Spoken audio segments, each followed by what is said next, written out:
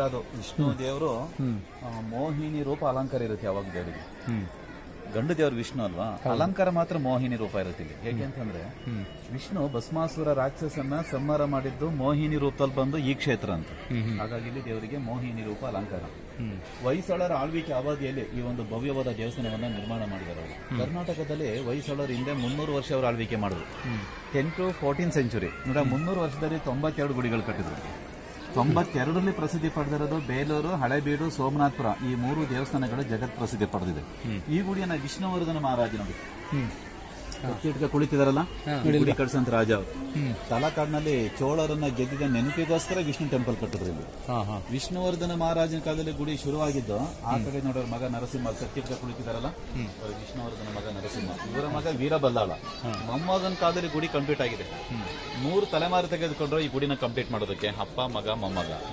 ಗುಡಿಯನ್ನ ಕಟ್ಟಿ ಮುಗಿಸೋದಕ್ಕೆ 103 ವರ್ಷ ಸಮಯ ತೆಗೆದುಕೊಂಡಿದ್ದಾರೆ. 103 ವರ್ಷ ಗುಡಿ ಕಟ್ಟಿ 905 ವರ್ಷ ಆಗೋಗಿದೆ ಅದು. ಈ ಗುಡಿ ಸ್ಟಾರ್ಟ್ ಮಾಡಿ 4 ವರ್ಷ ಆದ್ಮೇಲೆ ಹಳೆಬೀಡು ದೇವಸ್ಥಾನ ಕಟ್ಟಿರೋದು. ಹಳೆಬೀಡು ದೇವಸ್ಥಾನ ಇದಕ್ಕಿಂತ ಭಾರಿ ದೊಡ್ಡ ದೇವಸ್ಥಾನ. ಹೊಯ್ಸಳರು ರಾಜಧಾನಿಗೆ ಮೆರೆದಂತ ಮಾಡೋದು. ಮದ್ಲಿ ಕಾಫು 2 ಬಾರಿ ಗುಡಿ ಒಳಗಡೆ ವಿಗ್ರಹಗಳನ್ನ ಎತ್ಕೊಂಡು ಹೋಗಿದ್ದಾರೆ. ಅರಮನೆ ಎಲ್ಲ ಲೂಟಿ ಮಾಡಿದ್ದಾರೆ. ಹಳೆಬೀಡಿಗೆ ದಾಳಿ ಮಾಡಿದಾಗ ಈ ದೇವಸ್ಥಾನವನ್ನ ಮರಳಲ್ಲಿ ಮುಚ್ಚಿದ್ರಂತೆ ದೇವಸ್ಥಾನವನ್ನು.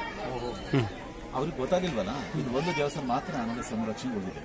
ಸಣ್ಣ ಪುಟ್ಟ ಡ್ಯಾಮೇಜ್ ಆಗಿದೆ ನೋಡಿ, ಶಿಲಾಬಾಲಕ್ಕೆ ನೆಕ್ಲೆಸ್ ಡ್ಯಾಮೇಜ್ ಆಗಿದೆ, ಕೈ ಡ್ಯಾಮೇಜ್ ಆಗಿದೆ. ನೋಡಕ್ ಬಂದಂತವ್ರ ಮೇಲೆ ಅತಿ ಡ್ಯಾಮೇಜ್ ಮಾಡಿದ್ದಾರೆ ಅಂದ್ರೆ ಲೋಕಲ್ ಅವರು. ಸ್ವತಂತ್ರ ಬಂದ ನಂತರ ಸೆಂಟ್ರಲ್ ಗವರ್ಮೆಂಟ್ ನವರು ಇದನ್ನ ರಾಷ್ಟ್ರೀಯ ಸ್ಮಾರಕ ಅಂತ ಪರಿಗಣಿಸಿ ಈಗ ಈ ಟೆಂಪಲ್ ರಕ್ಷಣೆ ಕೊಟ್ಟಿದ್ದಾರೆ. ನೆಕ್ಸ್ಟ್ ಈಗ ಯುನೆಸ್ಕೋ ಕಂಟ್ರೋಲ್ಗೆ ಒಳಪಡ್ತಾ ಇದೀವಿ. ಬೇಲೂರು, ಹಳೆಬೀಡು, ಸೋಮನಾಥಪುರ. ಈ ಕಲ್ಲನ್ನ ತುಮಕೂರು ಜಿಲ್ಲೆ ತುರುವೇಕೆರೆ ತಲಕತ್ರ ತಂದು ಹೊರಗಡೆ ಕೆತ್ತನೆ ಕೆಲಸನ ಮಾಡಿ ಆಮೇಲೆ ತಂದು ಜೋಡಿಸಿದ್ದಾರೆ. ಗಾದೆಯನ್ನು ಬಳಸ್ಕೊಂಡು ಎಲ್ಲ ಉದ್ವಾರ ಫಿಕ್ಸ್ ಮಾಡಿದ್ದಾರೆ. ಬಾಗಿಲ ಮೇಲೆ ನೋಡಿ ವಿಷ್ಣು ಟೆಂಪಲ್ ಅಲ್ಲಿ ಬೆರಡು ಮಾಡಿದ್ದಾರೆ. ನರಸಿಂಹ ಅವತಾರ ಇದೆ. ಉಗ್ರ ನರಸಿಂಹನ ಕೈ ಪಕ್ಕನೆ ನೋಡಿ ರೌಂಡ್ ಸರ್ಕಲ್ ಇದೆಯಲ್ಲ, ಇದು ಒಳಗಡೆ ವಿಷ್ಣುವಿನ ದಶಾವತಾರಗಳು. ಇದು ದರ್ಪಣ ಸುಂದರಿ ನಮ್ಮ ಟೆಂಪಲ್ಗೆ ಮಾಸ್ಟರ್ ಪೀಸ್ ಇದೆ. ಜಾಹೀರಾತಿನ ದಶಕ್ಕೆ ಬರ್ತಾನೆ silk sari, Mysuru sandal soap ಇದೆಯಲ್ಲ ಅದಕ್ಕೆ ಯೂಸ್ ಮಾಡ್ಕೊಂಡಿರೋದು. ಕೈನಲ್ಲಿ ಕನ್ನಡ ಕುಂಕುಮ ಇಟ್ಕೊಂಡು ಹಣೆಗೆ ಹಚ್ಕೊಳ್ತಿರೋದು ನೋಡಿ. ಹಣೆಗೆ ಹಚ್ಕೊಳ್ಳೋ ಸಂದರ್ಭದಲ್ಲಿ ಪ್ರಿಯತಮ ಬಂದು ಅಲಂಕಾರ ನೋಡಿಲ್ಲ ಅಂತ ಹೇಳಿ ವಿರಹ ಭಾವನೆಯಿಂದ ಕನ್ನಡದಲ್ಲಿ ಮುಖ ನೋಡ್ಕೊಳ್ತಿರೋದು. ಆಕೆ ಬಲಗಳ ದಾಸ ಬಲಗೈನಲ್ಲಿ ದ್ರಾಕ್ಷಿ ಇಟ್ಕೊಂಡು ಎಡಗೈನಲ್ಲಿ ಕೋತಿ ಮರಿಯನ್ನು ಕೂರಿಸ್ಕೊಂಡ್ರೆ ನೋಡಿ. ಕೋತಿ ತೋರಿಸ್ತಾರೆ ನೋಡಿ, ಕೊಡ್ತಾ ಇಲ್ಲ. ಕೋತಿ ಹಣ್ಣು ಸಿಗಿಲ್ಲ ಅಂತ ಹೇಳಿ ಕೈ ಬೇರಳನ್ನ ಬಾಯಿಗೆ ಹಾಕೊಂಡಿದೆ. ಶಿಲ್ಪಿ ಹೋಲಿಕೆ ಕೊಟ್ಟಿರೋದೇನಂದ್ರೆ ಈ ಕೋತಿಗೆ ಹಣ್ಣು ಸಿಗದೆ ಎಷ್ಟು ನಿಷ್ಪ್ರಯೋಜಕ ಆಗಿದೆ, ಆಕೆಗೆ ಸೌಂದರ್ಯ ಕೂಡ ಅಷ್ಟೇ ನಿಷ್ಪ್ರಯೋಜಕ ಆಗಿದೆ. ಮೆಟಲ್ ತರ ಕಾಣಿಸುತ್ತೆ ಎಲ್ಲ ಕಲ್ಲೇ. ಈಗ ನಾಟ್ಯ ಮಾಡೋದಕ್ಕೆ ಮೊದಲು ಎಡಗಾಲ ತಳಾಗ್ತಿರೋ ನೋಡಿ, ಬೆರಳು ಪೀಟಿ ಟಚ್ ಆಗಿಲ್ಲ. ನೆಕ್ಲೆಸ್ ಡ್ಯಾಮೇಜ್ ಆಗಿದೆ, ಕೈ ಡ್ಯಾಮೇಜ್ ಆಗಿದೆ. ಇಂದ ರಕ್ಷಣೆ ಇಲ್ಲದಾಗ ಮೇಲೆ ಲೋಕಲ್ ಅವರನ್ನ ಡ್ಯಾಮೇಜ್ ಮಾಡಿದ್ದಾರೆ. ಗುರುಕುಲದಲ್ಲಿ ಪಾಠ ಪ್ರವಚನ ನಡೀಬೇಕಾದ್ರೆ ಸಮಯಕ್ಕೆ ಸರಿಯಾಗಿ ಗುರು ಬಂದು ಹಾಸ್ಯ ಹುಡುಗರು ಎದುರೋಡೋಗ್ತಾರೆ, ಆ ಬಾಲಕ ಓಡೋಗೋದಿಲ್ಲ. ಗುರುಗಳು ಅವನ ಧೈರ್ಯವನ್ನು ಮೆಚ್ಚಿ ಸಳನಿಗೆ ಒಂದು ಕತ್ತಿನ ಕೊಟ್ಟು ಹಳೆಗನ್ನಡದಲ್ಲಿ ಹೇಳ್ತಾರೆ ವಾಯ್ ಸಳ ಅಂತ ಕೂಗ್ತಾರೆ. ವಾಯ್ ಅಂದ್ರೆ ಕನ್ನಡದಲ್ಲಿ ಒಡೆ ಅಥವಾ ಕೊಲ್ಲು ಅಂತ ಅರ್ಥ. ಸಳ ಅಂದ್ರೆ ನೋಡಿ ಬಾಲಕನ ಹೆಸರು. ವಾಯ್ ಸಳ ಅಂತೇಳಿ ಗುರು ಸಳನಿಗೆ ಆಜ್ಞೆ ಮಾಡಿದಾಗ ಆ ಸಳ ಹುಲಿಯನ್ನ ಕೊಂದಾಗ್ತಾನೆ. ಆ ಗುರುಗಳು ಕೂಗ್ತಾರಲ್ಲ ಹೊಯ್ಸಳ ಅಂತೇಳಿ, ಆ ಗುರುಗಳ ಕೂಗೆ ಈ ಸಾಮ್ರಾಜ್ಯಕ್ಕೆ ಹೆಸರು ಬಂತು. ಸಳ ಹುಲಿ ಜೊತೆ ಹೋರಾಟ ಮಾಡ್ತಾರಂತ ದೃಶ್ಯವನ್ನೇ ಅವರು ರಾಜ್ಯ ಲಾಂಛನ ಮಾಡ್ಕೊಂಡಿದ್ದಾರೆ. ಇದು ಶುಕ ಭಾಷಣೆ. ಶುಕ ಅಂದ್ರೆ ಗಿಳಿ. ಎಡಗೆ ಮೇಲೆ ಗಿಳಿ ತೋರಿಸ್ಕೊಂಡು ಸಂಭಾಷಣೆ ಮಾಡ್ತಿರೋದು ನೋಡಿ. ಹಿಂದೆ ಪಾರಿವಾಳಗಳು ಪತ್ರಿಗಳು ತಂದು ಕೊಡ್ತಾ ಇದ್ರು, ಗಿಳಿಗಳು ಮಾತನಾಡ್ಕೊಡ್ತಿದ್ವು. ಹಿಂದೆ ಗಿಳಿಗಳಿಗೆಲ್ಲ ಮಾತು ಕಲಿಸಿದ್ರು.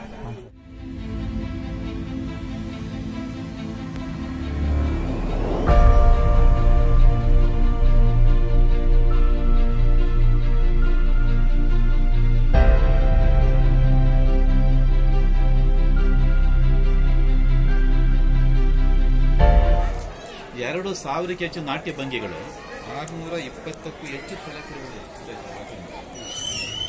ಎಲ್ಲವೂ ಕೂಡ ನೋಡಿ ಬೇರೆ ಬೇರೆ ಡಿಸೈನ್ ಮಾಡಿದ್ದಾರೆ. ಇನ್ನು ನೋಡಿ ಕೋತಿ ಸೀರೆನ ಎಳೆದು ಚೇಷ್ಟೆ ಮಾಡ್ತಾ ಇದ್ದಾರೆ. ಕೈ ನೋಡಿ ಒಂದು ಬಳ್ಳಿನ ಇಟ್ಟು ನೋಡಿ ಕೋತಿ ಹೊಡೆದಕ್ಕೆ. ಕೋತಿ ಮರಿಯ ಬಾಯಿ, ಕೈ, ಕಾಲು, ಬಾಲ ನೋಡಿ ಇಷ್ಟೆಲ್ಲ ಒಂದು ಕಲರ್ ಮಾಡಿದ್ದಾರೆ. ದಾಸೋಜ ಎಂಬ ಶಿಲ್ಪಿ ಕೂಡ ಶಿಲಾಬಾಲಕಿಯನ್ನು ಮಾಡಿರೋದು ಹಳೆಗನ್ನಡದಲ್ಲಿ ಹೆಸರು ಬರ್ತದೆ.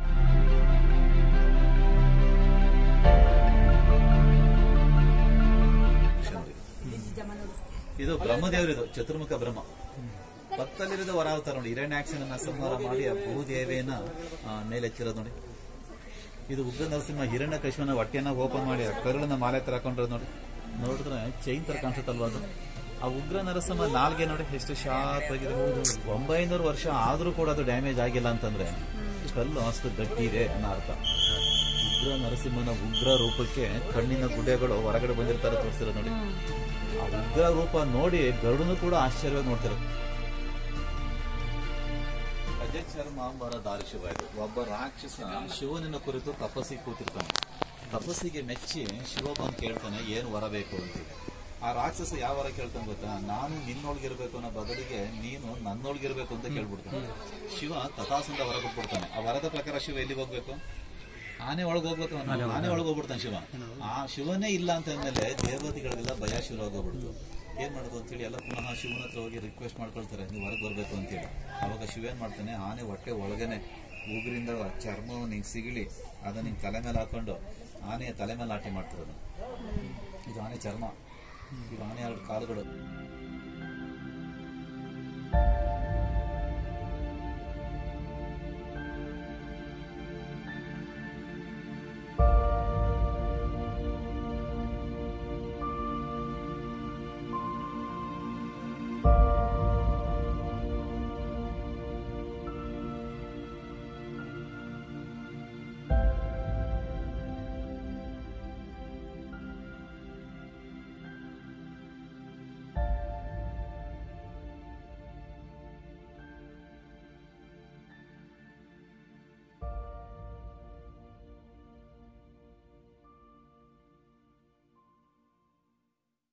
ಇದು 12ನೇ ಶತಮಾನದ ಮಾಡಲ್ ನಡಿ ನೋಡಿ. ತಲೆ ದಾಸಿ, ಆ ದಾಸಿ ಮುಂದೆ ನಾಯಿ ಮರಿ.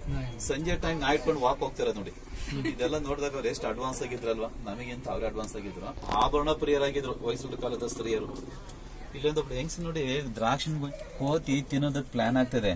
ಕೋತಿ ಕಾಣಿಸುತ್ತೆ ಪಾಪ ನಿನಗೆ? ಕೋತಿ ಕಾಣ್ತಿಲ್ಲಲ್ವಾ? ನೋಡಿ ಕಾಣ್ಕೊಂಡು ಮಿರರಲ್ಲಿ.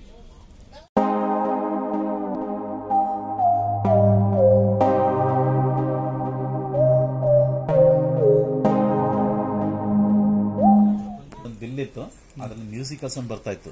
ನಮ್ಮ ಜನ ಮೇಲೆ ಹತ್ತಿ ಕಲ್ಲಲ್ಲಿ ಹೊಡೆದು ಬಿಲ್ಲು ಡ್ಯಾಮೇಜ್ ಮಾಡಿದ್ರು. ಬಿಲ್ಲು ಡ್ಯಾಮೇಜ್ ಆದ್ಮೇಲೆ ಬೇರೆ ಕಡೆನೂ ಕೂಡ ಸ್ವರಗಳು ಬರ್ಬಹುದು ಅಂತ ಟೆಸ್ಟ್ ಎಲ್ಲ ಓಲ್ಡೆಸ್ಟ್ ಲ್ಯಾಂಗ್ವೇಜ್ ಅಂತ ಡಿಕ್ಲೇರ್ ಮಾಡಿದ್ದಾರೆ.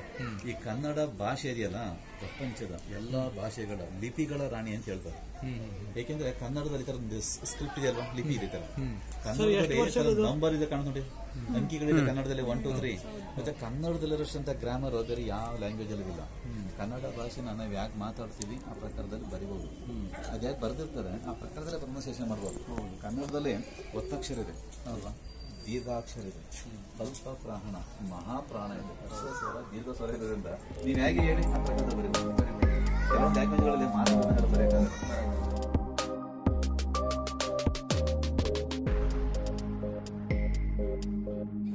ಇದು ಶಕುನಿ ಶಾರದೆ ಶಾಸ್ತ್ರ ಹೇಳೋದಕ್ಕೆ ಅಡಿಗೆಲ್ಲಿ ಓಲಗರ ಕುಸ್ತಿ ಹೇಳ್ಕೊಂಡು ಅಂದ್ರೆ ಕೈ ಮೇಲೆ ಹಸ್ತದ ರೇಖೆಗಳು ತೋರಿಸಿರೋದು. ಇದು ಫ್ಯಾನ್ ಸರ್ವೆಂಟ್ ನೋಡಿ. ಬಲಗೈನಲ್ಲಿ ಬೀಸನಿಗಿದೆ, ಅಡಿಗೆನಲ್ಲಿ ಬಾಳೆನಿದೆ. ಊಟ ಆದ್ಮೇಲೆ ರೆಸ್ಟ್ ಅಲ್ಲಿ ಬರ್ತಿರೋದು. ಇದು ನಾಗವೀಣೆ. ಅದು ವೀಣೆ ನುಡಿಸ್ಕೊಂಡು ನಾಟ್ಯ ಮಾಡ್ತಾರೆ ನೋಡಿ. ಆ ವೀಣೆಯ ತುದಿ ಭಾಗ ಆ ವೀಣೆ ಎಡೆ ತರ ಕಾಣಿಸುತ್ತೆ. ನಾಗವೀಣೆ ಅಂತ ಹೆಸರು. ಈಗ ಎಲ್ಲಾ ರೀತಿ ಅಲಂಕಾರ ಮಾಡ್ಕೊಂಡು ನನಗಿಂತ ಸುಂದರವಾದ ಚೆಲುವೆ ಯಾರು ಇಲ್ಲ ಅಂತ ಜಂಬಡಿ ನೋಡ್ತಾರೆ ನೋಡಿ. ಕೆಳಗೊಬ್ಬಳು ದಾಸಿ ನಿನಗಿಂತ ಅಂದವಾದ ಚೆಲುವೆಯಲ್ಲಿ ಕಾಣಿಸ್ತಿದೆಯಲ್ಲ ನೋಡುವಂತ ಅವಳ ಪ್ರತಿಬಿಂಬನ ಕನ್ನಡಿಯಲ್ಲಿ ತೋರಿಸ್ತಾರೆ ನೋಡಿ. ಕನ್ನಡ ಮೇಲೆ ಧೂಳು ತುಂಬಿದೆ, ಕ್ಲಿಯರ್ ಆಗಿ ಕಾಣಲ್ಲ. ಕಲ್ಲಲ್ಲ ಕಲರ್ ಮಾಡಿ ತೋರಿಸಿರೋ ನೋಡಿ. ಅರ್ಧ ಕಪ್ಪು ಅರ್ಧ ಬಿಳಿದೆ. ಇಲ್ಲಿ ಒಂದು ಆನೆ ಇನ್ನೊಂದು ಆನೆ ನುಗ್ತದೆ, ಅದ್ರ ಫೇಸಿಯಲ್ ಎಕ್ಸ್ಪ್ರೆಷನ್ ನೋಡಿ.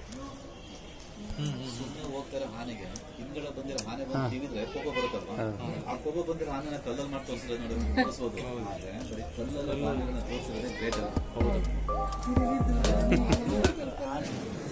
ಮೂಗು ಅಷ್ಟೇ ಇರಬೇಕು, ಗಲ್ಲ ಅಷ್ಟೇ ಇರಬೇಕು. ಒಬ್ಬ ಕಾಮನೆ ಬಿಲ್ ತರಬೇಕು, ಅವ್ರಿಗೆ ಕಾಮಾಕ್ಷಿ ಅಂತ ಹೇಳ್ತಾರೆ.